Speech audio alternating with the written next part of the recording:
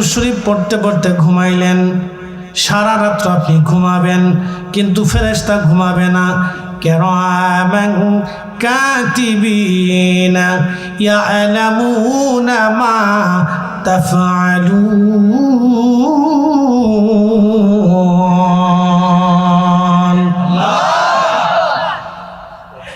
সারা রাত্র আপনি ঘুমাইছেন, কিন্তু কিরামান কাতিবিন ঘুমাই নাই।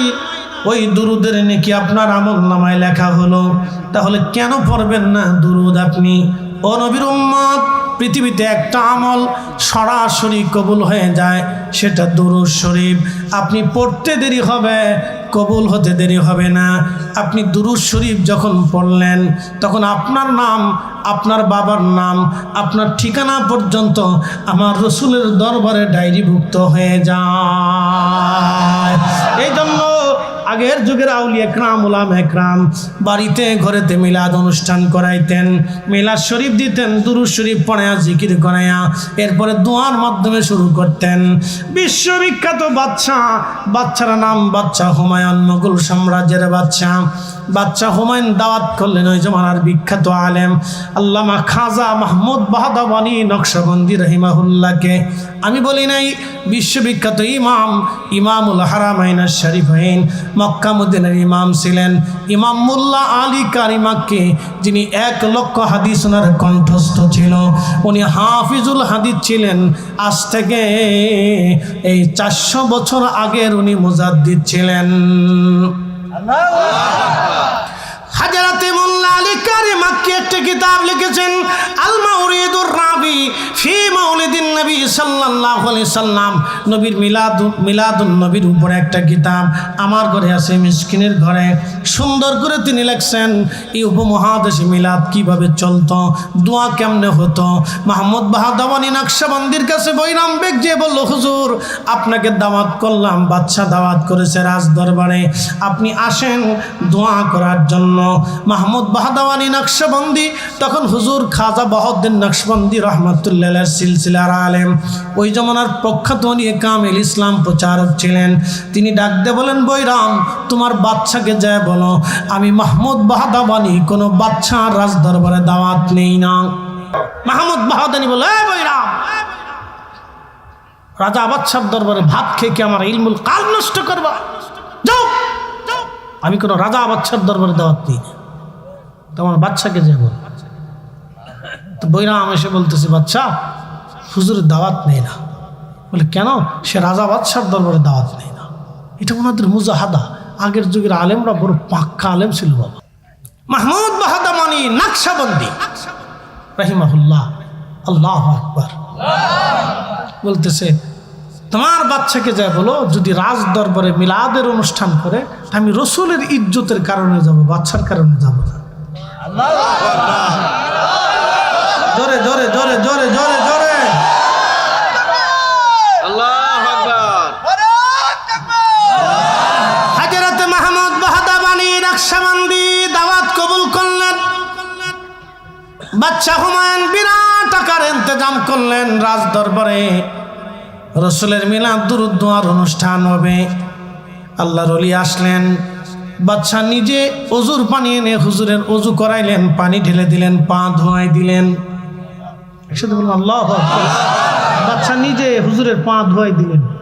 বাদশা বলতেছে, হুজুর এই বাদশাহী আমাদের আছে, কিন্তু আল্লাহ আপনাদেরকে দুনিয়া আখিরাতের বাদশাহী দিচ্ছে, কিন্তু খেদমতের সুযোগ। পা ধোয়াই দিল, ওজুর পানি ঢেলে দিল, তারপরে নিয়ে বসছে, দোয়া করছে, কিন্তু খাই নাই। কারণ ওই বাদশার খাবারে ঝামেলা আছে। কি কথা বললে? এটা খাওয়া যাবে না। আগের যুগের বুজুর্গ তাদের তাকওয়া ছিল ভিন্ন রকম। কথা ঠিক আছে না? অনেক তাকওয়া আছে। আমরা এটা পারি না, আমাদের দ্বারা সম্ভব হয় না। আল্লাহ যেন কবুল করে, সকলে বলে না আমিন। প্রিয় উপস্থিতি, খুব মনোযোগ দিবেন। হযরত ওমর রাদিয়াল্লাহু আনহু বললেন, কে তোমার জিম্মাদারি নেবে? বলে আবু যর। আবু যরের কথা বলছিলাম। আবু যর স্ত্রীকে বলতেছিলেন, বিবি রে চিন্তা করো না, আমি মারা যাব, কিন্তু বহু মানুষ আমার জানাজাতে আসবে। হযরতে আবু জাহল স্ত্রীকে ডাক দিয়ে বলেন, বিবি তুমি দেখো টিলার উপরে দাঁড়ায় কোনো কাফেলা আসে কিনা। যদি কোনো কাফেলা দেখো তাহলে বুঝবো আবু জরের সময় শেষ। আহা, স্ত্রী টিলার উপরে দাঁড়ায় বলেন, হ্যাঁ স্বামী আমার, বহুদূরে একটা কাফেলা দেখা যায়। আবু জর বলেন, তাহলে আমার সময় ঘনিয়ে গেছে, ক্ষমা করো, আর দুনিয়াতে দেখা হবে না। স্ত্রী, তোমার হক আদায় করতে পারি নাই, সুখে দুঃখে নির্জনে আমরা দুইজন আল্লাহর ইবাদতে কাটিয়ে দিয়েছি, সময় আমার ঘনায় গেল। ওই কাফেলার প্রধান ছিলেন এই উম্মতের সবচেয়ে বড় মুফতি সাহাবী, যিনি সাহাবী রাসূল মুফতি আজম হযরতে আব্দুল্লাহ ইবনে মাসউদ রাদিয়াল্লাহু আনহু, যিনার ফতোয়ার পরে পৃথিবীতে কোনো সাহাবী কোনোদিন কোনো ফতোয়া দিতেন না। এমনকি হযরত ওমরের মতো সাহাবীও ফতোয়া দিতেন না। হযরত আব্দুল্লাহ ইবনে মাসউদ কোনো মাসালা নিয়ে ফতোয়া দিলে পৃথিবীর কোনো সাহাবী ফতোয়া দিতেন না, সবাই বলতেন আব্দুল্লাহ ইবনে মাসউদের ফতোয়া সেরা। কোরআনের তাফসীরে আব্দুল্লাহ ইবনে আব্বাস যখন কোনো কোরআনের আয়াতের তাফসীর করতেন, পৃথিবীর কোনো সাহাবী ওনার তাফসীরের বিরুদ্ধে আর কোনো তাফসীর করতেন না। তারা বলতেন আব্দুল্লাহ ইবনে আব্বাসের তাফসীরই সেরা, কারণ তাফসীরের ব্যাপারে আব্দুল্লাহ ইবনে আব্বাসের জন্য নবী দোয়া করে দিয়েছেন, ওনারটাই সেরা। একবার জোরে বলা যাবে কে মারহাবা।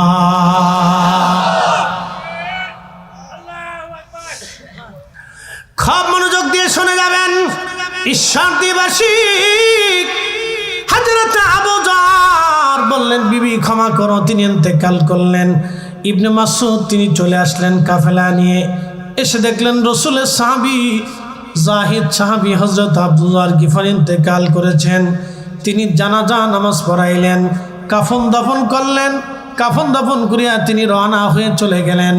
আর বলেন, রাসূল যেটা বললেন আর সেটা সত্য পরিণত হলো। আব্দুল্লাহ ইবনে মাসউদ বলেন, খোদার দরবারে শুকর, আল্লাহর নবীর ভবিষ্যৎবাণীটা আল্লাহ আমাকে দিয়ে তার কাজ হাসিল করিয়েছে। বন্ধু আমার, সে আবু যর গিফারির দিকে প্রিয় উপস্থিতি মনোযোগ দিবেন। সাইয়্যিদুনা হযরত ওমর রাদিয়াল্লাহু আনহু বসে আছেন মসজিদে নববীতে। বসে থাকা অবস্থায় লোকেরা একটা যুবককে ধরে নিয়ে আসছে। হযরত ওমর জিজ্ঞেস করেন, লোকেরা যুবকটাকে কেন ধরে আনছো? লোকেরা বলল, আমিরুল মুমিনিন, এই যুবকটা আমাদের বাবাকে হত্যা করেছে, মার্ডার মামলার আসামি, ধরে নিয়ে আসছি। আল্লাহর আইন অনুযায়ী, কোরআনের ফয়সালা অনুযায়ী আপনি আইন করে দেন, বিধান দিয়ে দেন। প্রিয় উপস্থিতি, সাইয়্যিদুনা হযরত ওমর রাদিয়াল্লাহু আনহু তিনি লোকদেরকে বললেন, যুবকটাকে নিয়ে আসো আমার সামনে। জিজ্ঞেস করলেন, যুবক তুমি কি তাদের বাবা বৃদ্ধ মানুষটাকে হত্যা করে ফেলেছ? যুবক বলল, হ্যাঁ আমিরুল মুমিনিন, আমিরুল মুমিনিন, আমি তাকে হত্যা করেছি। কেন হত্যা করলা যুবক, কারণ কি? বলে, হুজুর আমার একটা উট ছিল, উটের একটা সুন্দর বাচ্চা ছিল। আপনারা দেখবেন ছাগলের ছোট বাচ্চাটাকে মালিক বড় আদর করে, গরুর একটা বাচ্চা হলে ঘুগরি গলার মধ্য দিয়ে দেয়, ওই ঘুগরি বাঁধার পরে বাচ্চাটা দৌড়াদৌড়ি করে মালিকের খুব ভালো লাগে, ঠিক আছে না? বিড়ালের বাচ্চা হলে মালিক খুব আদর করে বিড়ালটাকে খাওয়ায়, কোলের মধ্যে নেয়। ছোট ছোট বাচ্চা কাচ্চা এগুলি দেখতে খুব সুন্দর দেখা যায়। তো ছেলেটা বলতেছে, হুজুর উটের একটা ছোট্ট বাচ্চা আমার খুব আদরের, এই বাচ্চাটা দৌড়ায় তার খেজুর বাগানে যাওয়ার কারণে সে একটা পাথর মানে আমার উটের বাচ্চার চোখ বের করে দিয়েছে। প্রিয় উপস্থিতি মনোযোগ দিয়ে শুনে যাবেন। সাইয়্যিদুনা হযরত ওমর রাদিয়াল্লাহু তাআলা আনহু তিনি যুবককে বললেন, যুবক কেন মারলা? বলে, হুজুর উটের চোখ বের করে দিয়েছে, সেই জন্য আমি তাকে পাথর মেরেছিলাম। আমি জানি না বৃদ্ধ মারা যাবে, কিন্তু পাথরের আঘাতে বৃদ্ধ মারা গিয়েছে। আমিরুল মুমিনিন, আমি ইচ্ছা করে হত্যা করি নাই, ভুলবশত হয়ে গেছে। হযরত ওমর বললেন, আল্লাহর আইনে তোমার হাতের মাধ্যমে মৃত্যু সংঘটিত হয়েছে, খোদার বিধানে তুমি দায়ী, অতএব আল্লাহর বিধান অনুযায়ী তোমাকে মৃত্যুদণ্ড দেওয়া হবে। যুবক বলল, আমিরুল মুমিনিন, আল্লাহর আইনটাকে আমি মাথা পেতে মেনে নিলাম, মৃত্যুদণ্ড গ্রহণ করলাম, কিন্তু হুজুর আমাকে 3টা দিন জামিন দেন, জামিন দেন। হযরত ওমর বললেন, যুবক জামিন দিয়ে কি করবা? বলে, হুজুর আমার বাড়ি, আমার একটা ছোট্ট ভাই আছে, আমার বাবা মারা যাওয়ার সময় কিছু সোনা দানা টাকা পয়সা আমার ভাইয়ের জন্য আমার কাছে জমা দিয়ে গিয়েছিল। ওই টাকা পয়সাগুলি আমি একটা ছোট্ট সিন্ধুকে করে মাটির নিচে পুঁতে রেখেছি, আমি ছাড়া আল্লাহ ছাড়া আর কেউ জানে না। এখন আপনি যদি আমাকে মৃত্যুদণ্ড দেন তাহলে ওই ভাইয়ের হক নষ্ট হয়ে যাবে, আমার এতিম ভাইটা হক পাবে না। আমিরুল মুমিনিন 3টা দিন আমাকে জামিন দেন, আমি আবার ফিরে আসব। প্রিয় উপস্থিতি, মনোযোগ দিবেন। হযরত ওমর বললেন, যুবক তুমি যে জামিন নিবা, কিন্তু তোমার জিম্মাদারি কি হবে বলো? যুবক বলল, আমিরুল মুমিনিন, মদিনাতে আমার কোনো পরিচিত কেউ নাই, কে জিম্মাদারি হবে? হযরত ওমর বললেন, দেখো সাহাবীদের মধ্যে কেউ জিম্মাদারি নেয় কিনা, কারণ পৃথিবীর সব ব্যক্তির চাইতে সাহাবীরা ছিলেন ভিন্ন রকম, ভিন্ন রকম, ভিন্ন রকম। সাহাবী সাহাবী সাহাবী সাহাবী, তাদের আমল আখলাক জীবন চরিত্র ভিন্ন রকম ছিল। আল্লাহু আকবার। সাহাবী রাসূলকে এত মহব্বত করতেন, দিল জীবন কুরবানি। কল্পনা করতে পারবেন হযরত আব্দুল্লাহ বিন রাওয়াহা মুতার প্রান্তরে একাধারে 3 দিন ক্ষুধার্ত থেকে যুদ্ধ করেছিলেন। পারবেন? একটা দিন ক্ষুধার্ত থেকে একটু হেঁটে দেখেন, তারা যুদ্ধ করেছে, 3 দিন ক্ষুধার্ত থেকে জিহাদ করেছে, ক্লান্ত হন নাই, তারপরে শহীদ হয়েছে। একসাথে বলবেন আল্লাহু আকবার। নারা হাত উঁচা করে বলেন আল্লাহু আকবার, জোরে বলেন আল্লাহু আকবার। তেলের গাড়ি তেলে চলি,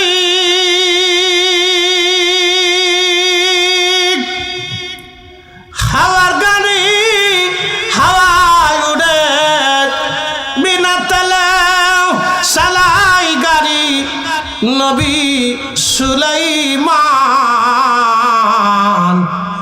আমরা সেই মুসলমান। হযরত ওমর বললেন, দেখো কোন সাহাবী রাসূল পাও কিনা। যুবকটা তাকায়, কোন সাহাবী রাজি হয় না, কিন্তু একজন সাহাবী রাজি হয়ে গেলেন, তার নাম হযরত আবু যর গিফারি রাদিয়াল্লাহু আনহু। সাহাবীদের মধ্যে তিনি জাহিদ সাহাবী ছিলেন।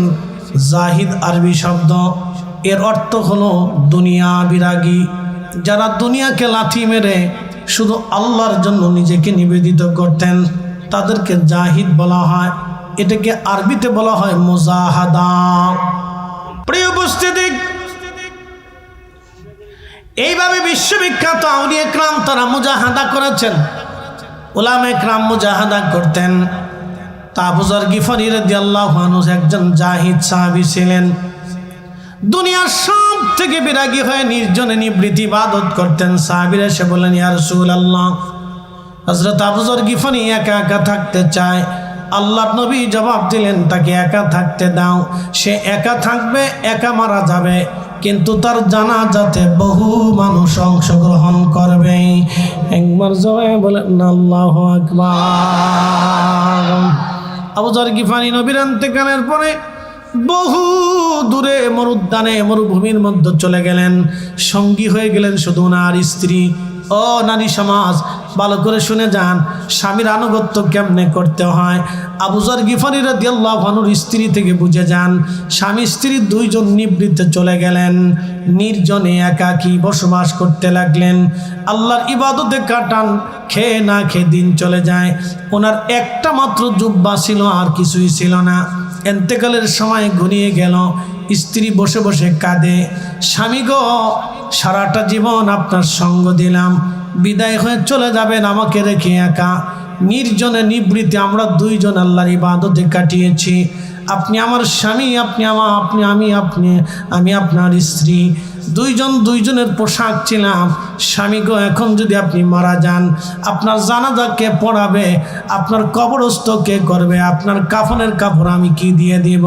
কারণ আপনার একটা জুব্বা ছাড়া আর কিছুই নাই। হাজেরা তো আমার বললেন, আবু যর আপনি কি এই যুবকের জিম্মাদারি নেবেন? আবু যর গিফারি বললেন, হ্যাঁ আমিরুল মুমিনিন, আমি যুবকের জিম্মাদারি নিলাম, আপনি যুবকটাকে ছেড়ে দেন। আচ্ছা, আবু যর গিফারি রাদিয়াল্লাহু আনহু যুবকটাকে চিনে না, কিন্তু জিম্মাদারি নিয়ে বসলেন। যুবকটা চলে গেল। হযরত ওমর চিন্তায় পড়ে গেলেন, আরে যদি ছেলেটা ফিরে না আসে তাহলে আল্লাহর ফয়সালা অনুযায়ী আবু যর গিফারির উপরে হত্যার দিয়াত বর্তাবে, আবু যরকে হত্যা করা হবে, কারণ সে জিম্মাদারি নিচে। হত্যা আবু যরের উপরে আসবে, আর একটা শুকরা যুবকের জন্য রসুলের এত দামি সাহাবী হত্যা হবে। আর আমি ওমর তো কখনোই আল্লাহর বিধানের বাহিরে চলে যাব না, অবশ্যই এই ফয়সালা আবু যরের উপরেই আমাকে দিতে হবে। একটু চিন্তা করতে পারছেন তারা দিনকে কিভাবে মেনে নিতেন, আইনটাকে, আল্লাহর হুকুমতটাকে তারা নিজেদের জীবনে মাথা পেতে মেনে নিতেন। কথা বলেন ঠিক কিনা?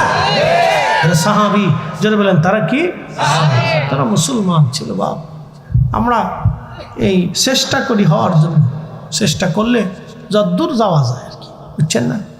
100% পিওর না হলেও চেষ্টা করে যদ্দূর আগানো যায়। আল্লাহ কবুল করুক, বলে না আমিন। তো খুব মনোযোগ দেন। আবু যর গিফারি রাদিয়াল্লাহু আনহু বললেন, খলিফা যুবক ফিরে আসবে, সময় হওয়ার আগেই চলে আসবে। তো আবু যর গিফারি অ্যাটিটিউডটা খুব শক্ত, বলতেছে হ্যাঁ ফিরে আসবে। তো 3 দিন পর ওমর জিজ্ঞেস করলেন, যুবক 3 দিন সময় দিয়ে কী করবে? বলি আমিরুল মুমিনিন, আমার 1 দিন লাগবে পৌঁছাইতে, আর 1 দিন লাগবে আসতে, মাঝখানে একটা দিন থাকবে, আমি আমার ভাইয়ের সব কিছু বুঝাই দিয়ে তারপরে চলে আসব। আপনি বুঝতেছেন যে ওমরের আদালতে ফিরে আসা মানে নির্ঘাত মৃত্যু। কারণ পৃথিবীর সব আদালত 2 নম্বর হতে পারে, হযরত ওমর, আবু বকর, উসমান, আলী, এই 4 জনের আদালত এবং আল্লাহ রসুলের আদালত কখনো 2 নম্বরই করে নাই। আর কিয়ামতের ময়দানে আল্লাহর আদালতের কোনো ছাড়পত্র হবে না, ডাইন বাম হবে না। কথা কন না কেন, ঠিক কিনা? আর কিয়ামতের আগে ইমাম মাহাদির আদালতটাও ডাইন বাম হবে না, বলে দিয়ে গেলাম।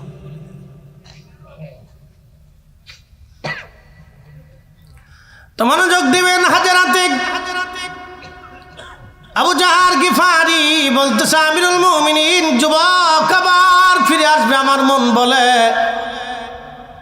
3 দিন পরে আসরের নামাজ পড়ে হযরতে ওমর বসে গেলেন মসজিদে নববীর বারান্দায়।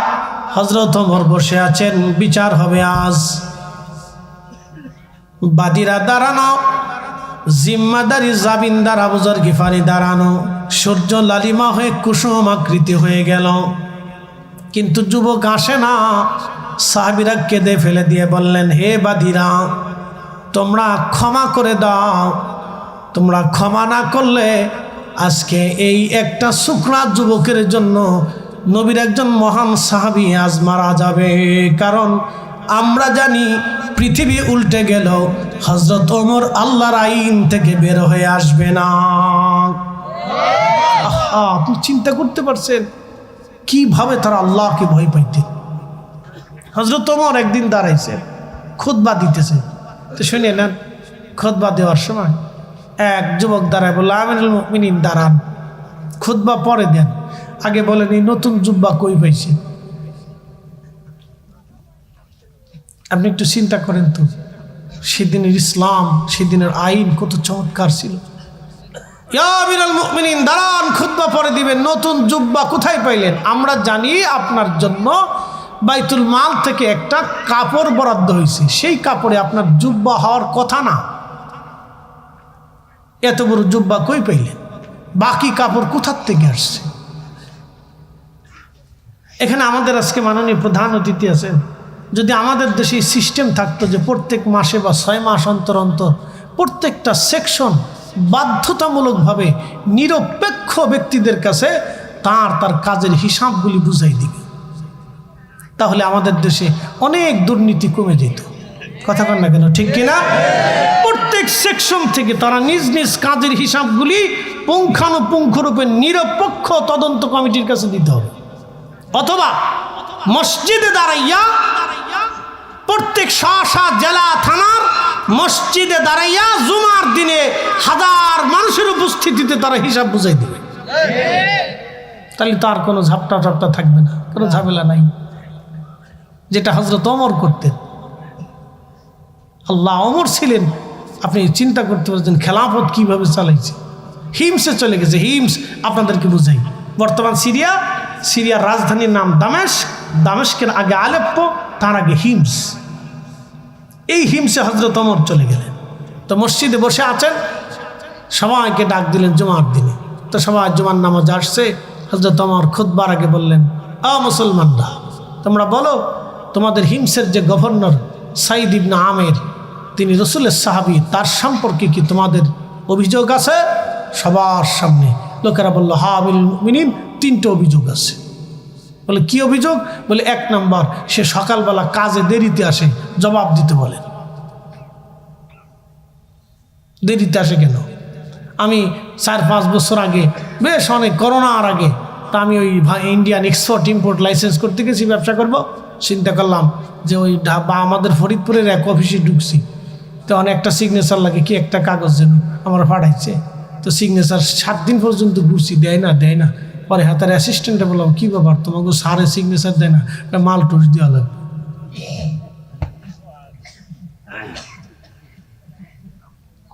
আমি বললাম, বেটা, আমি বৈধভাবে কাজ করতে আসছি, আমি বিদেশ থেকে মাল আমদানি করব, ব্যবসা করব, তোমার স্যারের টাকা দিতে হবে, তোমার স্যারেরকে সরকার বেতন দেয় না? হুজুর, টাকা না দিলে কাজ হবে না, চলে যান কে। আমি বললাম, সর্বনাশ, প্রত্যেকটা সেক্টরে সরে সরে ভরিয়ে গেছে। কি কথা বল না কেন? আমি বললাম, সর্বনাশ, এই জন্য তো আমাদের ভাগ্যের উন্নয়ন হয় না। হ্যাঁ, কথা সত্য তো। এই জন্য জবাবদিহিতা থাকলে কোনো অসুবিধা নেই। ওনার রাজনীতি ব্যক্তিত্ব, ওনার উপদেষ্টা পার্সন, ওনারা পারবে অনেক কথা বুঝিয়ে সুঝি বলে সেকশন চেঞ্জ করে দেওয়ার জন্য। অবশ্যই জবাবদিহিতার আওতায় আসতেই হবে। কথা কন না কেন, ঠিক আছে না ভাই? আমি যদি আজকে এখানে না আসতাম, তাহলে আপনারা জবাব চাইতেন না? অবশ্যই জবাবদিহিতা করতে হতো। আমি কেন আসলাম না? আমাকে সুষ্ঠু এবং নিরপেক্ষভাবে সত্য জবাবদিহিতা করতে হতো যে আমি অসুস্থ হয়েছি, অথবা আমি অ্যাক্সিডেন্ট করছি, অথবা জ্যামে পড়ে গেছি, আসতে পারি নাই, আমাকে দেখাইতে হইতো, অ্যাডভাইস প্রমাণপত্র দিতে হইতো যে আমি এই কারণে আসি নাই। তা নাহলে আপনারা কমিটিকে সন্দেহ করতেন। কমিটি যে দাওয়াত করছে এর উপরে একবারে 100%-এর যত পার্সেন্ট প্রেশার থাকে, সব প্রেশার দিয়ে তার জান শেষ করে বলিত। কথা ঠিক আছে না ভাই? এই জন্য জবাবদিহিতা না থাকলে কিছু সুন্দর হবে না। প্রিয় উপস্থিতি, হযরতে আমিরুল মুমিনিন হযরত ওমর রাদিয়াল্লাহু আনহু আবু যর গিফারির কথা বলছিলাম। ওহো, হিমসে চলে গেলাম, হিমসের কথা বলে দিয়ে যাই। তিনি বললেন, হে লোকেরা, কি অভিযোগ? লোকেরা জবাব দিল, আমিরুল মুমিনিন, আমাদের গভর্নর দেরিতে কেন আসে? তখন সাইদ ইবনে আমের বললেন, ইয়া খলিফাতুল মুসলিমিন, বিষয় গোপন রাখতে চেয়েছিলাম, কিন্তু জনগণের চাপে বলতেই হবে। আমি বাইতুল মাল থেকে যে সামান্য বেতন পাই, এই বেতনে আমার সংসার মোটেও চলে না। আমি দারিদ্রতায় চলি, আমার কাজের কোনো লোক নাই, নিজে রান্না করি, নিজে খাই, নিজের কাপড় চোপড় নিজে ধুই। একসাথে বলবেন আল্লাহু আকবার। আর আমাদের সরকারি অফিসারের বউর পাওয়ার সরকারি অফিসারের চাইতে পাওয়ার বেশি। বাপরে বাপ, কত বড় পাওয়ার! না আছে, অন্য আছে, জানকে অফিসে আশারা করতে পারেন নাকি দেখেন কি? অন 2-4টা আছে, ভাবতেছেন ফেতারটা চলে গেছে, না, অন্য আছে। খুব মনোযোগ দিবেন। হযরত ওমর সাইদ ইবনে আমেরকে বলেন, আমের, লোকেরা, তারপরে কি অভিযোগ? বলল, হুজুর, সে সারা রাত্রিবেলা যদি তারে ডাকে সারা দেয় না, কারণটা কি? সাইদ ইবনে আমের বললেন, ইয়া আমিরুল মুমিনিন, আমি সারাদিন জনগণের কাজ করি, রাতটা আসলে আমি আমার মালিকের দরবারে সেজদায় পড়ে যাই, আমি আমার রবের কাজ করি। হুজুর সারাদিন জনগণের কাজ করি, রাত্রিবেলা আমি আমার অরিজিনাল মালিকের কাজ করি, সারা রাত্র আল্লাহর ইবাদতে কাটাই, এই জন্য জনগণের ডাকে সাড়া দেই না হুজুর। কারণ দিনের ভাগে কাজ করার আইন, রাতের ভাগে জনগণের কাজ করার আইন আমার উপরে নাই, এই জন্য রাত্রিবেলা আমি আল্লাহর ইবাদতে কাটাই দেই। একবার জোরে বলা যাবে কে মারা হাওয়া। তেলের গাড়ি তেলে চলে, হাওয়ার গাড়ি হাওয়ায় উড়ে, বিনা তেলে চালাই গাড়ি নবী সুলাইমান। আমরা সেই মুসলমান। আল্লাহুম্মা সাল্লি, হ্যাঁ জবান খুলে মাশাআল্লাহ।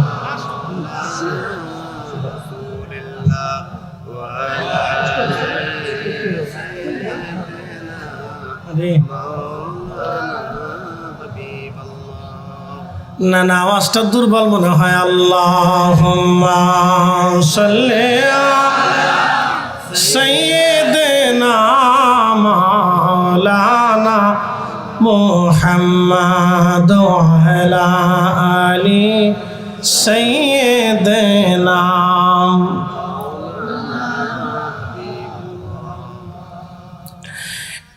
ঈশ্বর দিবাসী হযরত ওমর বললেন, হে হিমসের জনগণ, বলো আর কি কোনো অভিযোগ আসেনি? বলে হ্যাঁ আমিরুল মুমিনিন, মাসে একটা দিন সে গভর্নর হাউজে আসে না, কারণ বলে দেন। সাইদ ইবনে আমের বলেন, হুজুর আমার একটা মাত্র জুব্বা ছাড়া আর কোনো জুব্বা নাই। তা আল্লাহকে কি করে ভয় করতেন আপনি একটু চিন্তা করেন তো। একজন গভর্নর, তার একটাই জুব্বা আছে। হুজুর আমার একটা জুব্বা ছাড়া আর জুব্বা নাই, আমি কাপড় চোপড় একটাই সারা মাস শেষে ওটা আমি ধৌত করি, পরিষ্কার করি, যার কারণে আমি আসতে পারি না। সাহাবী রাসূল হযরত ওমর কেঁদে ফেললেন, হে হিমসের জনগণ, আল্লাহর দরবারে শুকরিয়া, আমি একজন যোগ্য গভর্নরকে তোমাদের জন্য নিযুক্ত করতে পেরেছি। প্রিয় উপস্থিতি, মনোযোগ দিবেন। হযরত ওমর বললেন, বসে আছেন, কুসুম কুসুম আকৃতি হয়ে গেল। সাহাবীরা কাঁদে আর বলে, হে বাদীরা, তোমরা মামলা উঠাও, একটা ছেলের জন্য আজ নবীর একজন সাহাবী মারা যাবে। বাদীরা বলল, না, বাবার হত্যার ফয়সালা না নিয়ে আমরা যাব না। কিছু সময় পরে যুবকটা হাঁপাইতে হাঁপাইতে দৌড়ায় দৌড়ায় ওমরের কাঠগড়ায় মসজিদ নবীর বারান্দায় চলে আসলো। সালাম দিয়ে বলে, ইয়া আমিরাল মুমিনিন, বড্ড দেরি হয়ে গেছে, ক্ষমা করবেন, আমার অনেক দীর্ঘ পথের কারণে আমার ব্যস্ততায় দেরি হয়েছে। হুজুর আমি ফিরে আসছি, আল্লাহর বিধান মোতাবেক আপনি মৃত্যুদণ্ড দিতে পারেন। ওগো আবু যর গিফারি, সাহাবী রাসূল, 3টা দিন আপনাকে পেরেশানির মধ্যে রেখেছিলাম, আমি আমার ভাইয়ের হকগুলি মিটাইয়া ভাইয়ের সম্পদ বুঝাই দিয়ে আমি চলে আসছি, হুজুর ক্ষমা করে দেন। আপনি চিন্তা করতে পারেন, একটা ভাই তার ভাইয়ের হক মিটানোর জন্য মৃত্যুর কাঠগড়া থেকে চলে যে আবার ফিরে চলে আসে। এরা কেমন মুসলমান? এরা মুসলমান, এরা মুসলমান। এই জন্য বলছিলাম, যারা মরা মুরগি চালায় দেয়, খাসির গোশের বদলতে যে হোটেলওয়ালা কুত্তার গোশত চালায় দেয়, মুসলমানের হিসাব আপনি পরে আসেন, সে মানুষ হয়েছে কিনা আগে সেটাই দেখেন। কথা ঠিক আছে না বাবাজি? মুসলমান তো অনেক ঊর্ধ্বের কথা। আসলাম তু লিরাব্বিল আলামিন, মুসলিম তো তাকে বলে যে তার নিজের সব কিছুকে আল্লাহর জন্য সমর্পণ করে দেয়। সুবহানাল্লাহ। বাপরে, আমরা ফিরে যাব কার কাছে? আল্লাহর কাছে ফিরে চলে যাব, অবশ্যই আল্লাহর কাছে চলে যাব। হযরত ওমর চোখের পানি ছেড়ে দিয়ে কেঁদে ফেললেন। চিন্তা করলেন, এত বড় ভালো একটা ছেলে, এমন একটা যুবক আজকে আমার বিচারের আওতায় আজকে মারা যাবে। উনি চোখের পানি ফেলে দিয়ে কাঁদতে লাগলেন। তখনই বাদী যারা ছিল তাদের অন্তরে আল্লাহ মায়া সৃষ্টি করে দিলেন। বাদীরা ডাকতে বলেন, আমিরাল মুমিনিন, আমাদের আর বোঝার বাকি নাই। যেই ছেলেটা তার ভাইয়ের হক মিটানোর জন্য ওমরের আদালত থেকে ফিরে যে আবার মৃত্যুর কাঠগড়ায় ফিরে আসে, আমরা বুঝছি এই যুবকটা আমাদের আব্বাজানকে ইচ্ছা করে মারে নাই, ভুলবশত হয়ে গেছে। হুজুর, বাবা হত্যার মামলা আমরা উড্ড করে নিলাম, এই যুবককে ক্ষমা করে দিলাম। ওমরের আদালত যেন তারে একেবারে বেকসুর খালাস দিয়ে দেয়। বলেন আল্লাহু আকবার। বলেন সত্যের জয় আছে না নাই? হকের জয় দুনিয়াতেও আছে, কবরেও আছে। কথা ঠিক আছে না? হকের জয় দুনিয়াতেও আছে, কবরেও আছে, হাসরে আছে, ফুলসিরাতে আছে। হকের জয় আছে। আলহামদুলিল্লাহ, আল্লাহ আমাদেরকে হকের উপরে চলার তৌফিক দিক বলে না আমিন। কেউ ভাই আবার ফিরে যাবে একদিন কবরে। জীবন চলে যাচ্ছে, 60 বছরের 20 বছর শুধু ঘুমে যায়, বাকি 20 বছর হেলায় হেলায় যায়, বাকি 20 বছর কাজে কর্মে, দুনিয়ার চাপে, সংসার ঝামেলা, স্ত্রী সন্তান সন্ততি, বন্ধু বান্ধব, কত ঝামেলায় চলে যাচ্ছে। সামান্য সময় আমরা আল্লাহর ইবাদত করি। আপনি একটু হিসাব করে দেখেন, আজকে রাত্রে বসে চিন্তা করবেন যে আমি আজকে সারাদিন কতটুকুন করছি, তাহলে বুঝবেন যে না, আমি কিচ্ছু করতে পারিনি। আহা, সামান্য, কলিল, সামান্য। এতটুকু দিয়ে আমরা কি আশা করতে পারি? আমাদের তো কোনো আশাই নেই। চিন্তা করলে আপনি বুঝবেন যে আমাদের জীবনটা হেলায় হেলায় হেলায় হেলায় কিভাবে চলে যাচ্ছে। জিন্দেগি তো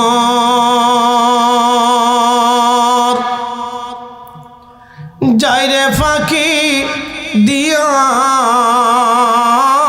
রে সোনার আদম, জিন্দেগি তো যাই ফাঁকি দিয়া। ও আদম রে,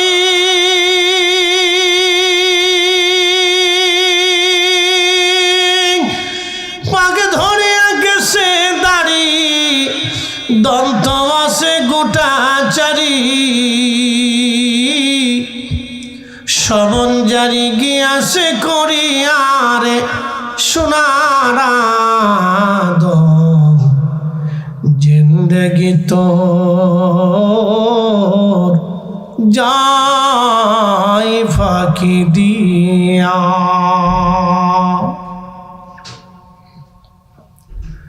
এ বন্ধু, কত মানুষ কবরে চলে গেল, আর কোনদিন তারা ফিরে আসে নাই। এই তো কবর। আহা, আল্লাহ কোরআনে বলে দিলেন, হুজুর আপনি উম্মতকে বলেন, কুল ইন্নাল মাউতাল্লাযী তাফিরুনা মিনহু ফাইন্নাহু মুলাকীকুম। হুজুর উম্মতকে বলুন, মৃত্যু থেকে তারা পালায়, মরণ থেকে তারা পালাইতে পারবে না। হাবিব উম্মতকে জানায় দেন, এই মৃত্যু তার সাথে মোলাকাত করবে। ও মুসলমান, মাহফিল থেকে পালিয়ে গেলেন কিন্তু মৃত্যু থেকে পালাতে পারবেন না। মসজিদ থেকে পালিয়ে গেলেন, মৃত্যু থেকে পালাতে পারবেন না। আজকের জালসা থেকে লুকাইলেন, মরণ থেকে লুকাইতে পারবেন না। আজকে শীত থেকে পালাবেন, মৃত্যু থেকে পালাতে পারবেন না। মরণ আপনাকে অবশ্যই ডেকে নিয়ে যাবে। বাদশাহ ক্যা ফকির হো সবকো এক হি ঠিকানা। হাজরাতে সুলাইমান আলাইহিস সালাতু ওয়াস সালামের বিরাট বড় রাজদরবার। বর্তমান যে গাজাতে যুদ্ধ হচ্ছে ফিলিস্তিনে, এই গাজার আগে নাম ছিল আসকালান। এই আসকালান অঞ্চলে ছিল সুলাইমানের রাজধানী।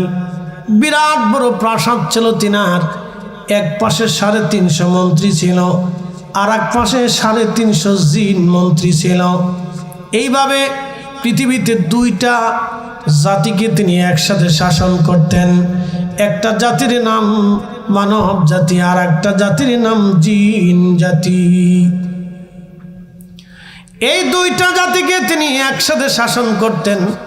বিরাট বড় বাদশা সুলাইমান রাজদরবারের মধ্যে বসে আছেন। তিনি আল্লাহ তাম পৃথিবীর বাদশাহী তাকে দিয়েছিলেন। আল্লাহ এমন কোনো ইঞ্চি মাটি নাই যে মাটির শাসন ক্ষমতা সুলাইমানের হাতে না ছিল।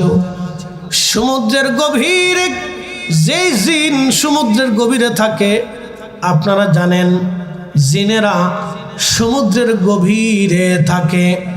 ইন্দোনেশিয়াতে ওই অঞ্চলে, ইন্দো প্যাসিফিক অঞ্চল, সমুদ্র দ্বীপ অঞ্চলগুলিতে ইসলামের আলো কীভাবে পৌঁছাইল, একটা ঘটনা আমি শুনেছিলাম, কারেন্ট ওয়ার্ল্ডের মধ্যে পড়েছিলাম। ওই দ্বীপ অঞ্চলগুলিতে প্রত্যেক বছরে ইন্দোনেশিয়াতে একটা সমুদ্র থেকে, বালি দ্বীপের সমুদ্র থেকে একটা বড় জিন দানব উঠে আসতো। ইন্দোনেশিয়ানরা প্রত্যেক বছরে সমুদ্রের কিনারে একটা কুমারী মেয়েকে রেখে আসতো। ওই কুমারী মেয়েটাকে আনার পরে, রেখে চলে আসার পরে ওই জিন এসে কুমারী মেয়ের শরীর ফেরে রক্ত পান করে আবার চলে যাইতো। প্রত্যেক বছর একটা কুমারী নারীকে দিতে হতো, নতুবা ওই জিন এসে দানব এসে সারা এলাকায় খুন খারাপি করতো, নানান কষ্ট দিত। বন্ধু, এক আরব বণিক ওই দেশে ব্যবসা করার জন্য গিয়েছেন জাহাজ ভরে মাল নিয়ে। তখন তিনি লক্ষ্য করলেন দেশের মানুষের মন খারাপ। সবাইকে জিজ্ঞেস করলেন, তোমাদের মন কেন খারাপ লাগে, কারণ কি? তোমরা কথাবার্তা বলো না, মন বেজার করে আসো। বলে, সোনা আরব্য বণিক, আমাদের দেশে প্রত্যেক বছর একটা বিপদ আসে। বলে, কি বিপদ? সমুদ্র থেকে একটা দানব জিন উঠে আসে, আর প্রত্যেক বছর সুন্দরী কুমারী একটা মেয়েকে সমুদ্রের পাড়ে ঘর বানায় রেখে চলে আসতে হয়। ওইখানে এসে মেয়েটাকে ফেরে, তার রক্তগুলি পান করে। জাহেদ সাহাবী ছিলেন, খুব নরম দিলওয়ালা। যারা বড় আল্লাহ বলা হয় তাদের দিল সবসময় নরম হয়, তাদের দিল সব থাকে, তারা উত্তম দিলের অধিকারী হয়। কারণ দিল পরিচ্ছন্ন না হলে আল্লাহওয়ালা হওয়া যায় না। দিল ফ্রেশ হতে হয়, ওই দিলে হিংসা থাকবে না, রিয়া থাকবে না, কামনা বাসনা আশা আকাঙ্ক্ষা যাতনা দুঃখ সুখ সব কিছু আল্লাহর জন্য তারা দিয়ে দেয়। দুঃখ পাইলেও দুঃখ নেয় না, বলে আল্লাহ দিছে। সুখ আসলেও সুখ নেয় না, বলে আল্লাহ দিয়েছে। অভাব আসলেও নেয় না, বলে আল্লাহ দিয়েছে। খাবার আসলেও আল্লাহ দিয়েছে। যা আসে আল্লাহর উপরে তারা নিজেদেরকে সুপর্দ করে দেয়। যখন কোনো বুজুর্গ, কোনো ব্যক্তি নিজেকে আল্লাহর কুদরতি কদমে সুপর্দ করে, তখন তার ইজ্জত, তার খাবার, তার রিজিক, তার হায়াত, তার দৌলত সব কিছু আমার আল্লাহ নিজের নিয়ন্ত্রণে নিয়ে, দায়িত্ব নিয়ে আল্লাহ তাকে অলি বানাইয়া, বন্ধু বানাইয়া আল্লাহ রাব্বুল আলামিন তাকে কাছে টেনে নিয়ে যায়। তার দুইটা চোখ আল্লাহর চোখ হয়, তার দুইটা হাত আল্লাহর হাত হয়, তার দুইটা পা আল্লাহর পা হয়, তার দুইটা কান আল্লাহর কান হয়, তার জবানটাও আল্লাহর জবান হয়ে যায়। একবার জোরে বলা যাবে কে মারহাবা। প্রিয় উপস্থিতি, পৃথিবী বিখ্যাত জেনারেল হযরত খালিদ বিন ওয়ালিদ রাদিয়াল্লাহু আনহু, তিনি এত বড় একজন জেনারেল ছিলেন। পৃথিবীতে উনি শত শত যুদ্ধে অংশগ্রহণ করেছেন। কোন যুদ্ধে তিনি একটা বারের জন্য হারেন নাই, কোন যুদ্ধে তিনি পরাজিত হন নাই, কোন যুদ্ধে তিনি শহীদ হন নাই। পৃথিবীর এত বড় জেনারেল কোন সেনাবাহিনীর মধ্যে নাই। রোম সাম্রাজ্য বলবেন, তাদের মধ্যে এমন জেনারেল নাই। পার্সিয়ান সাম্রাজ্য 3500 বছর পৃথিবীতে টিকে ছিল। রোম সাম্রাজ্য 7 থেকে 8000 বছর। পৃথিবীতে ফ্রান্সিস সাম্রাজ্য, চেঙ্গিসের সাম্রাজ্য, চাইনিজ সাম্রাজ্য, হালাকুর সাম্রাজ্য, এরপর আপনি যদি দেখেন ফাতিমীয় সাম্রাজ্য, সেলজুক সাম্রাজ্য, উসমানীয় সাম্রাজ্য, মুঘল সাম্রাজ্য, এরপরে যদি আপনি দেখেন পৃথিবীতে বড় বড় সাম্রাজ্য চলে গেছে, কোন সাম্রাজ্যে খালিদ বিন ওয়ালিদের মতো জেনারেল কোনো মা জন্ম দিতে পারে নাই। হযরতে খালিদ বিন ওয়ালিদ জীবনে কোনো যুদ্ধে কখনো তিনি হারেন নাই। একদিন এক যুদ্ধে তিনার মাথার হেলমেটটার ওজন ছিল প্রায় 27 কেজি। একসাথে বলবেন না মারহাবা। 27 কেজি ছিল শুধু হেলমেটের ওজনটা, শিকল সহ। তা আপনি বুঝেন তো কেমন বেড়া ছিল, যে 27 কেজি মাথায় নিয়ে যুদ্ধ করত। তাও এক হাতে তলোয়ার চালাইতেন, ওনার তলোয়ার চালানোর সিস্টেম ছিল 2 হাত দিয়ে। পৃথিবীতে কোনো বীর যোদ্ধা, রোম সাম্রাজ্য আর পার্সিয়ান সাম্রাজ্য ওনার সামনে বেশি সময় টিকতে পারত না। তো ওনার মাথার উপর থেকে হেলমেট পড়ে গেল। তিনি যুদ্ধ বাদ দিয়ে হেলমেট খুঁজতেছে। তো সেনা সদস্যরা খুব চিন্তায় পড়ে গেল যে উনি যুদ্ধ করা বাদ দিয়ে হেলমেট খুঁজে কেন। দীর্ঘ সময় পরে তিনি হেলমেট খুঁজে পেলেন। হেলমেট পাওয়ার পরে লোকেরা বলল, সেনাপ্রধান আপনি কেন হেলমেট তালাশ করলেন? কারণ বুঝলাম না। খালিদ বিন ওয়ালিদ বললেন, ও সেনাবাহিনীর সদস্যরা, আমার হেলমেটের মধ্যে কি আছে তোমরা কি দেখতে চাও? বলে হ্যাঁ। বলল, হেলমেটের উপর করে খুলে দেখানো হলো। হেলমেটের ভিতরে একটা চুল দেখা যায়। একটা চুল উনি হেলমেটের ভিতরে বেঁধে রেখেছেন। জিজ্ঞেস করলো, খালিদ হেলমেটের মধ্যে চুল কেন বাঁধা আছে? খালিদ বিন ওয়ালিদ বললেন, এ মুসলমান, তোমরা জানো না এই চুল আমার রাসূলের পবিত্র মাথা মোবারকের চুল। আমি হেলমেটের মধ্যে বেঁধে রাখার কারণে যত সময় হেলমেট আমার মাথার মধ্যে থাকে, আমার রব ওই চুল মোবারকের উসিলায় আমার মাথার ভিতরে নতুন নতুন রণকৌশল আল্লাহ দিয়ে দেয়।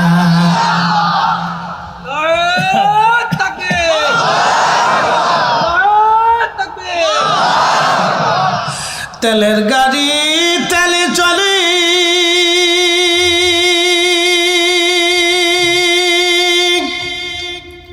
হাওয়ার গাড়ি হাওয়ায় উড়ে, বিনা তেলে চালায় গাড়ি নবী সুলাইমান। আমরা সেই মুসলমান। মসজিদে জুতা চুরি করি। আমার মনে আছে বহু বছর আগে আমি মাহফিল করতাম, ওই হ্যাজাক লাইট চিনছেন আপনার, ফার্ম মাইরে মেরে হেসমের থেকে ওয়াজ করি। তা বুঝতেছেন আমার ওয়াজের বয়স কিন্তু কম না, বেড়ার বয়স কম আছে কিন্তু ওয়াজের বয়স কম। স্টুডেন্ট লাইফ থেকে বয়ান করি। তো হ্যাজাক লাইট জ্বালাইয়া মাহফিল দিচ্ছে। তো তখন ওই মাহফিলে গেলে 100 টাকা 50 টাকা 150 টাকা দিত। আবার কোনো কমিটি কিন্তু হুজুর আসছেন জানকে পরে দেখা করবেন, আর জীবনে দেখা হয়েছে না। তো তখন ওই অনেক স্টুডেন্ট লাইফ কষ্ট করে 1600 টাকা দিয়ে বাটার থেকে একজনের জুতা কিনছি। তো যুবক বয়স মাহফিল টাফিল করার জন্য জুতা পাই দিয়ে আসছে। স্টেজে উঠে দোয়া খায়ের করে নেমে দিয়ে আমার জুতাই নেই। এই যে মাইকটা ধরে বললাম, তোকে আল্লাহর দোহাই লাগে আমার জুতা জোড়া দিয়ে যায়। আমি অনেক কষ্ট করে জুতা কিনছি রে, তা আর দিল না। এক মুসল্লিকা হুজুর আমার শিরে এক জোড়া প্লাস্টিক আছে, দেন এটি লিয়ে যায়। এরপর থেকে আমি আর দামি জুতা কিনি না। আমার সব দামি, আমার গাড়িটাও দামি। আমি 55 লাখ টাকার গাড়িতে চলি, কিন্তু জুতা দামি কিনি না, কেন সোরে লে যাবে না। প্রত্যেক মাহফিলে এই সোরে জুতা লে যাও, টার্গেট করে যাও, হুজুরের জুতা বালানি দেখে আমি লয়ে যাবো, যাও গে খয়রাতে একটা লয়ে যাবো। তো আমাদের আপনি একটু চিন্তা করেন, আমার এই আজকে প্রধান অতিথির কথা শুনে আমার খুব মজা লাগছে।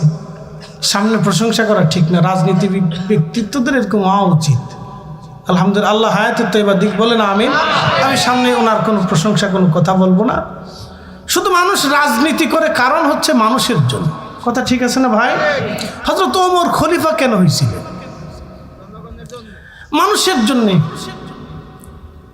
আল্লাহ রাসূল বলেন, আস-সুলতানু যিল্লুল্লাহি ফিল আরদ, শাসক গোষ্ঠীটা হলো জমিনে আল্লাহর ছায়া। একসাথে বলবেন আল্লাহু আকবার। আল্লাহ কি সবাইরে খাবার দেয় না? হিন্দুরে দেয় না, বৌদ্ধরে দেয় না, খ্রিস্টানরে দেয় না, নাস্তিকরে দেয় না? সবাইরে যদি আল্লাহ খাবার দিতে পারে তো শাসক গোষ্ঠী সবাইরে খাবার দিবে। কি কথা কর না কেন? আল্লাহ সবাইরে যেমন নিরাপত্তা দেয়, সে শাসক গোষ্ঠী সবাইরে নিরাপত্তা দিবে। আল্লাহ যেমন ইনসাফ ন্যায় নীতিটাকে আল্লাহ প্রতিষ্ঠিত করার জন্য নবী রাসূল পাঠিয়েছেন, তো শাসকরা পৃথিবীতে ন্যায় নীতি প্রতিষ্ঠিত করবে। কি কথা কর না কেন? আমাদের দেশে বিচার আচার কয়টা ঠিক মতো হয় বলেন তো? চোখ টিভিতে বিচার হয়, আবার ফোনে করে চাচা ওই আমি কিন্তু মনে রাখেন, ঠিক আছে না ভাই? আবার কাকা ওই কাকির কাছে কিন্তু দিয়েছি, কাকির কাছে দিয়েছি, বিচার বুঝে কিন্তু বুঝে সহ্য করেন, আবার দেখেন আমার পোলাটার দেখেন। আচ্ছা বলেন তো, আপনার ছেলে যদি অন্যায় করে তো ন্যায়ের পক্ষে থাকবেন না ছেলের পক্ষে থাকবেন? তো ন্যায়ের পক্ষে যদি প্রত্যেকটা বাবা ন্যায়ের পক্ষে থাকে তাহলে মামলা হওয়ার কথা না। চেয়ারম্যান সাহেবও লাগে না, মেম্বারও লাগে না, পুলিশ প্রশাসনও লাগে না, কিচ্ছু লাগে না, বাবাই বিচার করে দিতে পারে। কথা ঠিক আছে না ভাই?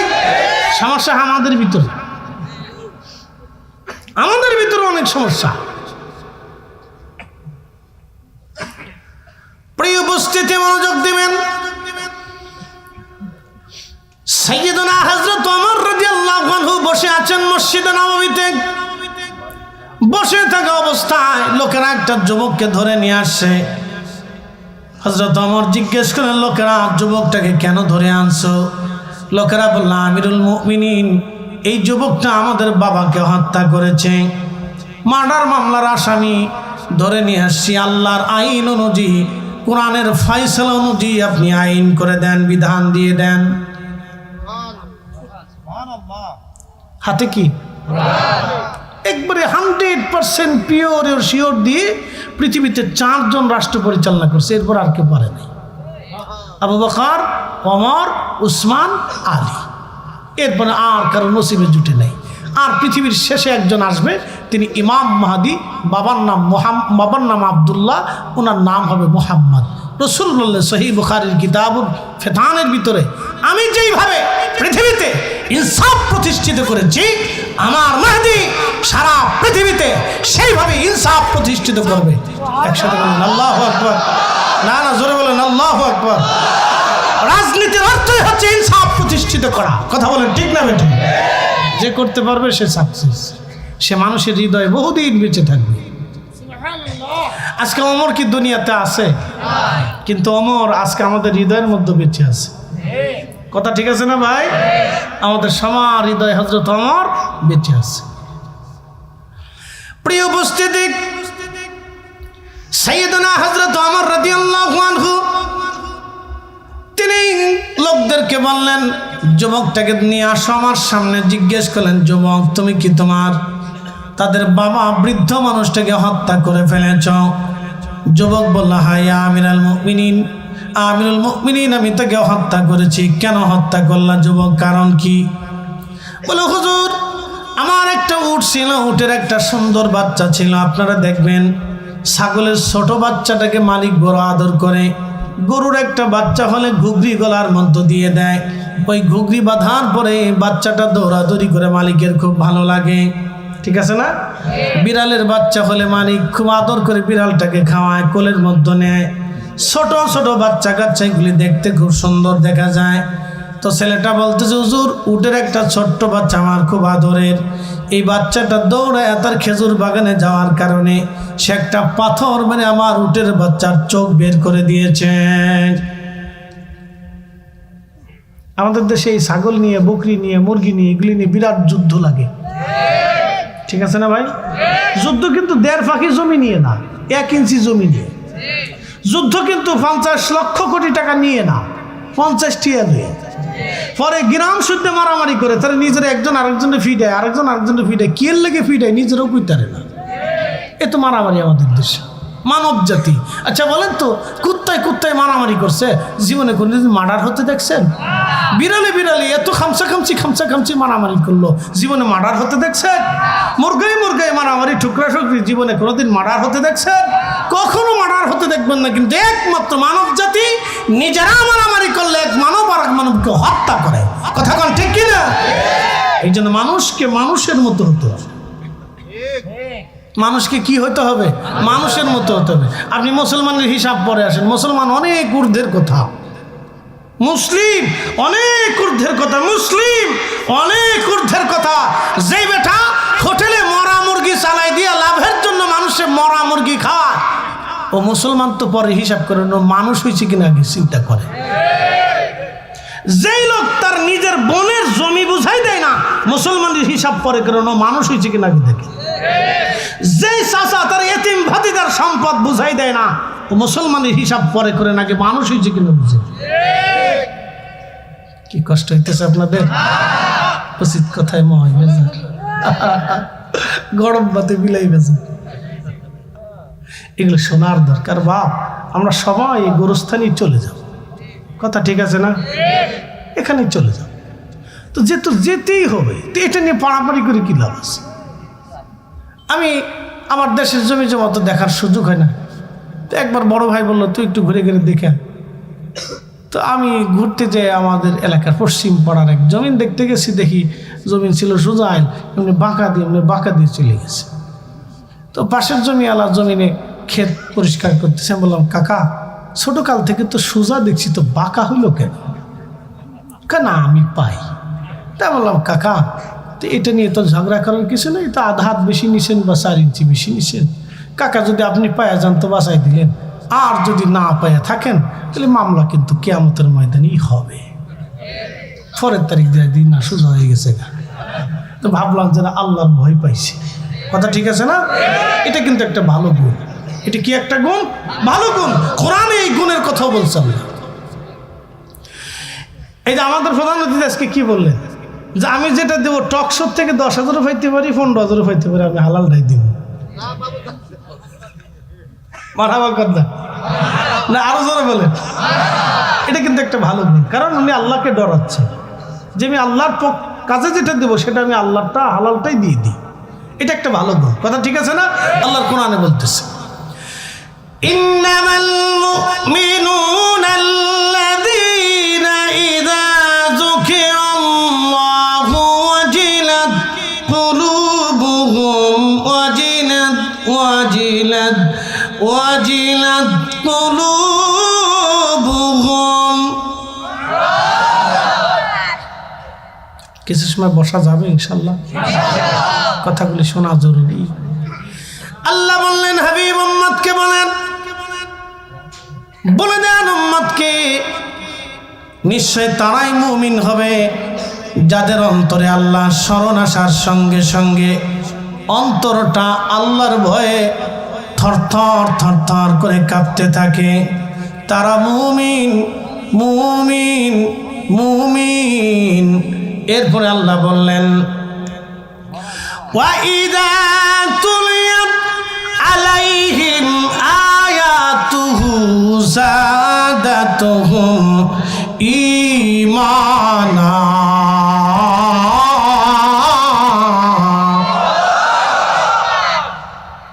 কোরআনের তেলাওয়াত শোনার সঙ্গে সঙ্গে যারা মুমিন তাদের অন্তরের ঈমান বাড়তে থাকে, ঈমান বাড়তে থাকে, ঈমান বাড়তে থাকে। কোরআনের তেলাওয়াত শোনার সঙ্গে সঙ্গে ঈমান বাড়তে থাকে। খাদিমুর রাসূল হযরত আনাস সারা রাত্র কোরআন শরীফ পড়ে তিনি এক পড়া কোরআন বাকি রাখতেন। খাদিমুর রাসূল পৃথিবীতে এই লোক আর কারো নসিবে হবে না, এই লোক আর কোনোদিন জন্ম হবে না। খাদিমুর রাসূল হযরত আনাস 10 বছর রসুলের কদমের খেদমত করেছেন একটানা। নবীর চরিত্রের হুবহু তিনি এমন ছিলেন। সারা রাত্র কোরআন শরীফ পড়তেন। ফজরের নামাজ পড়ে বাড়িতে যাইতেন, 1 পারা অথবা 2 পারা রেখে দিতেন।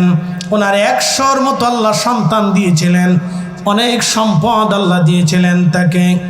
সব সন্তান নিয়ে খাদিমুর রাসূল ফজরের নামাজের পরে বাকি পড়াগুলি তেলাওয়াত করে সন্তানদেরকে সবাইকে নিয়ে জামাতের সাথে দোয়া করতেন। দোয়া যখন করতেন, করা শেষ, তখন খাদেম রসুল বলতেন, সন্তানরা, আমি আমার মাসুক নবীর জবান থেকে শুনছি, কোরআন খতম দেওয়ার পরে আল্লাহ রাব্বুল আলামিন যেই দোয়া করা হয় সেই দোয়া আল্লাহর আসমানের সাথে সাথে কবুল হয়ে যায়। এখন ফতোয়া দিয়ে তো কোরআন খতম বন্ধ করে দিচ্ছে, তো লাভ হয়েছে কেন? শয়তানের লাভ হয়েছে? মুসলমানের ঘরে কোরআনের তেলাওয়াত হবে না তো হিন্দুর ঘরে হবে? মুসলমানের বাড়ি কোরআন খতম হবে না তো খ্রিস্টানের বাড়ি হবে? কি কথা কর না কেন? মুসলমানের ঘরে কোরআনের তেলাওয়াত হবে। এই জন্য আমি মনে করি প্রত্যেক মুসলমানের ঘরে ঘরে কোরআন খতম হোক। কি কথা কর না কেন? আবার এক হুজুরে ফতোয়া দিচ্ছে কোরআন বুঝে না পড়লে কোনো সওয়াব নাই। তোমার কইছে কেটা এটা? হ্যাঁ, ফাজিল কোথাকা। আল্লাহ রসুল বললেন কোরআনের এক হরফে 10 নাকি, বুঝে পড়লেও 10, না বুঝে পড়লেও 10, মুখস্থ পড়লেও 10, দেখে পড়লেও 10। একসাথে বলবেন আল্লাহু আকবার। এখন রসুলের চাইতে বড় বড় ফতোয়া যখন আইছে তখন বুঝতে হবে এখানে শয়তানের কারসাজি আছে। মেডিনা জাজি কোরআন খতম বন্ধ করাই দিয়ে আপনি সুদ বন্ধ করাইতে পারছেন? হ্যাঁ, ঘুষ বন্ধ করাইতে পারছেন? জানা বন্ধ করাইতে পারছেন? বেহাপনা বন্ধ করাইতে পারছেন? হ্যাঁ, ওই যে ঢাকাতে কনসার্ট হলো, কনসার্ট, পাকিস্তানে শিল্পী এসেছে, আমি জীবনে তার কোনোদিন গান শুনি নেই। সর্বনাশ, দুনিয়ার মানুষ বলে তার লেগে পাগল। হারি সর্বনাশ, কত লক্ষ টাকা দিছে, কি দিছে না দিছে আমি জানি না, সেটা যার যার দেয় দিক। কিন্তু আমার আফসোস হলো গান শুনতে আসার পরে ঢাকা স্টেডিয়ামে হাজার হাজার হাজার হাজার যুবতী নারী হাফ প্যান্ট পরে, জিন্সের প্যান্ট পরিয়ে, এই টি শার্ট গায়ে দিয়ে আর গেঞ্জি গায়ে দিয়ে, ক্যাপ মাথায় দিয়ে হাজার হাজার যুবতী নারী, পুরুষ আর পুরুষ, লেডা আর লেডি, টোনা আর টনি, অন্ডিস আর জন্ডিস একসাথে এসে যে বেহাপনা করলো, এটাই হচ্ছে কিয়ামতের আলামত। কথা বল না কেন? তা কোরআন খতম বন্ধ করে দিয়ে তো আমরা এটা বন্ধ করতে পারি নাই। আল্লাহ আমাদেরকে, আলেমদেরকে কোরআন খতম বন্ধ করার জন্য দুনিয়াতে পাঠায় নাই। আল্লাহ আলেমদেরকে পাঠিয়েছে দুনিয়ার থেকে বেহাপনা বন্ধ করার জন্য, জানা বন্ধ করার জন্য, অন্যায় বন্ধ করার জন্য, সুদ বন্ধ করার জন্য, ঘুষ বন্ধ করার জন্য, দুর্নীতি বন্ধ করার জন্য, অন্যায় বিচার বন্ধ করার জন্য, ন্যায় ইনসাফ প্রতিষ্ঠিত করার জন্য। আমরা আল্লাহ পাঠাইছি এক কাজে, আমরা করি আর এক কাজ। প্রিয় বন্ধু আমার, কোরআন খতমের পরে যে দোয়া হয়, খাদেম রসুল হযরত আনাস বললেন, সন্তানরা, আমার রসুল বলেছেন এই দোয়া আল্লাহর দরবারে দ্রুত গতিতে কবুল হয়ে যায়। সেই জন্য আমি তোমাদেরকে নিয়ে ফজরের পরে কোরআন খতম করে তোমাদেরকে নিয়ে দোয়া করি। বন্ধু, একা একা নামাজ পড়ার চাইতে জমাতে নামাজ পড়া ভালো, একা একা জিকির করার চাইতে জমাতে করা ভালো। এই জন্য হজ একা একা হয় না, জমাতেই হজ হয়। নামাজ একা একা হয় না, জমাতে নামাজ হয়। তারাবি জমাতে হয়, ঈদুল ফিতর জমাতে হয়। মাহফিল একা একা হয় না, জমাতের সাথে মাহফিল হয়। এত কাজ জমাতে হলো, ফতোয়া হলো না। খালি দোয়া জমাতে করতে গেলে ফতোয়া বেদাত। কি কথা কর না কেন? বুঝে ন্যায় অন্যায় বুঝে যাবেন। আমি দলিল দেবো না, দলিল আমার কাছে ভুরি ভুরি আছে। আমার ঘরে 10 লক্ষ টাকার কিতাব আছে, ভুরি ভুরি দলিল আমার কাছে আছে। দলিল দেবো না, আপনাকে বুঝিয়ে যাচ্ছি।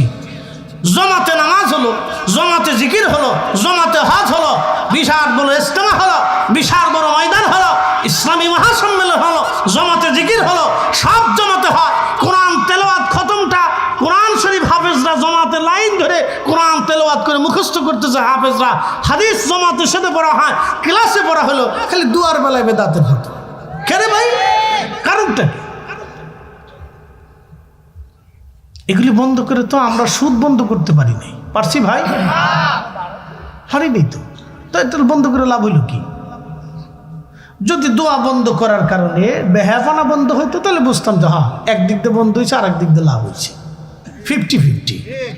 তো একটা বন্ধ হওয়ার পরে আর একটা তো বন্ধ করতে পারি নাই, তার মানে বোঝা গেল আমি দোনোটাই লস করছি। কথা ঠিক আছে না ভাই? 50 এখানেও লস, 50 এখানেও লস। অতএব একটা লাভ থাকো, আর একটা লস চলতেছে, করতেছে, কিন্তু লাভ তো একটা থাকবে। এই জন্য কোরআনের তেলাওয়াত ওয়া ইযা তুলিয়াত আলাইহিম আয়াতুহু যাদাতুহুম ঈমানা। হযরত ওমর তার ভাই এবং ভগ্নিপতিকে, বোন এবং ভগ্নিপতিকে পিটাইতে গেছে, তো শুনতে যেছে কোরআন তেলাওয়াতের আওয়াজ হযরত ওমরের কানে লাগলো। লাগার সাথে শুধু কান পর্যন্ত যায়নি, দিল পর্যন্ত গেছে। মায়ের দৌড় দেওয়ার পরে, কে তোরা কি করতেছিলি? কোরআন পড়তেছিলি, কার একটু শোনা। ভালোই তো লাগে, শোনার পরে আরো একটু দিল নরম হয়ে গেল। একসাথে বলবেন আল্লাহু আকবার। এই জন্য আমি মনে করি কোনো বেহায়া ফোলা যদি থাকে, বেহায়া নারী যদি থাকে, তাহলে ওদের বসায় কোরআন তেলাওয়াত করা উচিত। কথা খারাপ কইছি ভাই? ওদের বসায় কি করা উচিত? কোরআন তেলাওয়াত করেছিস। যেটা আপনার এই কি বলে নেশা করেছে, ওদের বসায় বসায় কোরআন তেলাওয়াত করা উচিত। ওদের কোরআন তেলাওয়াত শোনানো উচিত। ওদের সামনে বসাইয়া বলবেন যে হাফেজ সাহেবরে বলবেন, ইমাম সাহেব একটু সরে সরে সুন্দর করে লাহানে ওর একটু কোরআন তেলাওয়াত শোনা, দেখবেন দিল পরিবর্তন হয়ে গেছে। যেন খালি ফতোয়া দিয়ে হয় না বাবা, বুঝে সুঝে কাজ করতে হয়। ইসলামের এমন কিছু বিষয় আছে যেগুলি বন্ধ করে দিয়ে আমাদের কোনো উপকার হয়নি, আমাদের ক্ষতি হয়ে গেছে, অনেক বড় ক্ষতি হয়েছে। প্রিয় উপস্থিতি, মনোযোগ দিয়ে শুনে যাবেন। সাইয়্যিদুনা হযরত ওমর রাদিয়াল্লাহু তাআলা আনহু তিনি যুবককে বললেন, যুবক কেন মারলা? বলে হুজুর উটের চোখ বের করে দিয়েছে, সেই জন্য আমি তাকে পাথর মেরেছিলাম। আমি জানি না বৃদ্ধ মারা যাবে, কিন্তু পাথরের আঘাতে বৃদ্ধ মারা গিয়েছে আমিরুল মুমিনিন। আমি ইচ্ছা করে হত্যা করি নাই, ভুলবশত হয়ে গেছে। হযরত ওমর বললেন, আল্লাহর আইনে তোমার হাতের মাধ্যমে মৃত্যু সংঘটিত হয়েছে, খোদার বিধানে তুমি দায়ী, অতএব আল্লাহর বিধান অনুযায়ী তোমাকে মৃত্যুদণ্ড দেওয়া হবে। যুবক বলল, আমিরুল মুমিনিন আল্লাহর আইনটাকে আমি মাথা পেতে মেনে নিলাম, মৃত্যুদণ্ড গ্রহণ করলাম, কিন্তু হুজুর আমাকে 3টা দিন জামিন দেন, জামিন দেন। হযরত ওমর বললেন, যুবক জামিন দিয়ে কি করবা? বলে হুজুর আমার বাড়ি, আমার একটা ছোট্ট ভাই আছে, আমার বাবা মারা যাওয়ার সময় কিছু সোনা দানা টাকা পয়সা আমার ভাইয়ের জন্য আমার কাছে জমা দিয়ে গিয়েছিল। ওই টাকা পয়সাগুলি আমি একটা ছোট্ট সিন্ধুকে করে মাটির নিচে পুঁতে রেখেছি, আমি ছাড়া আল্লাহ ছাড়া আর কেউ জানে না। এখন আপনি যদি আমাকে মৃত্যুদণ্ড দেন তাহলে ওই ভাইয়ের হক নষ্ট হয়ে যাবে, আমার এতিম ভাইটা হক পাবে না। আমিরুল মুমিনিন 3টা দিন আমাকে জামিন দেন, আমি আবার ফিরে আসবো। একসাথে আল্লাহু আকবার। আর আমাদের দেশে ভাইরা 1 ইঞ্চি জমিনে কিলিকিলি করে উড়ে মারামারি করতেছে। বাপরে বাপ, সারা বছর ঘুমাইলে একসাথে মারামারি লাগে না, বিয়ে করার পরে মারামারি লাগে কে ভাই? এখন এই ওয়াজ করলে তো আগের বছর বিরুদ্ধে আমার বিরুদ্ধে আন্দোলন করবো, কোন আই হুজুরের দাওয়াত দেওয়া যাবে। কি কথা কল লাগে ভাই ভাই, সারা বছর মিল, তো বিয়ে হওয়ার পরে অমিল হইল কে? খালি চাবি মারে,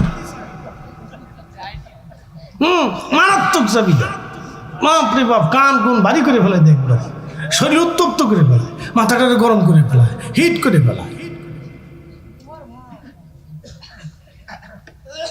প্রিয় উপস্থিতি, দুঃখজনক কথা এগুলি।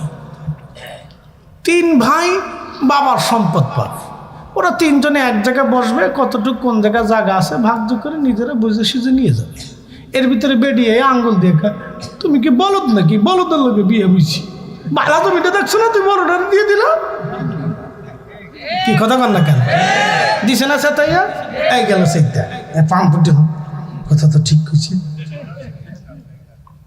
এই জন্য জমি জমা ভাগ বাটোয়ারার সময় নিজেরা ওই বউগার কাছে রাখবেন না, এটা 100 মাইল দূরে পাঠাবেন, প্রয়োজনে বাপের বাদ দিয়ে দিবেন, যাও। কি কথা কন না কেন? এদের কাছে রাখবেন না। 3 ভাই বইবেন, সুন্দর করে মিলমিশ করে ভাগযোগ করে দিয়ে দেবেন, শেষ। মেম্বার লাগবে না, চেয়ারম্যান লাগবে না, আদালত লাগবে না, পুলিশ লাগবে না, কাউকে লাগবে না, একসাথে বসে ভাগযোগ করে নিয়ে নেবেন। 1 ভাই বোন আছে 2 জন, সুন্দর করে ভাই বোন বসে এক জায়গায় বসে সুন্দর করে ভাগযোগ করে বুঝে সুঝে নিয়ে যাবে, শেষ হয়ে গেল না। তৃতীয় পক্ষ রাখবেন না। তৃতীয় পক্ষ বুঝছেন না আপনারা, বাড়ি গেলে রান্না বান্না খাওয়াবো কিনা আল্লাহ জানে। তৃতীয় পক্ষ রাখবেন না। কোন যে বাদ যাও গে, বাপের বাদ যে ঘুরে গিয়ে আসো, তোমার চিন্তা করতে হতো না।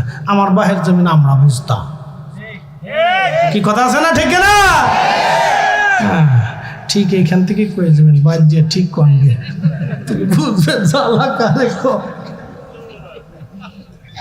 বাদ যে ঠিক কর। প্রিয় উপস্থিতি, মনোযোগ দিবেন। হযরত আমার বললেন, যুবক তুমি যে জামিন নিবা, কিন্তু তোমার জিম্মাদারি কি হবে বলো? যুবক বলল, আমিরুল মুমিনিন, মদিনাতে আমার কোনো পরিচিত কেউ নাই, কে জিম্মাদারি হবে? হযরত ওমর বললেন, দেখো সাহাবীদের মধ্যে কেউ জিম্মাদারি নেয় কিনা, কারণ পৃথিবীর সব ব্যক্তির চাইতে সাহাবীরা ছিলেন ভিন্ন রকম, ভিন্ন রকম, ভিন্ন রকম।